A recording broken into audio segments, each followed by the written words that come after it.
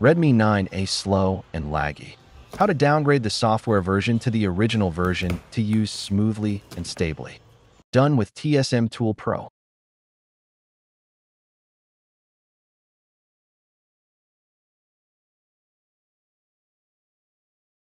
This is the software version after 4 months of product release, so it is very light and portable.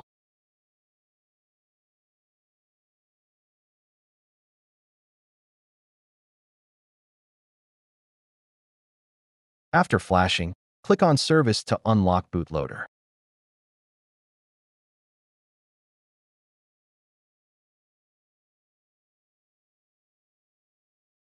After powering on the phone, open Developer Mode and enable USB debugging.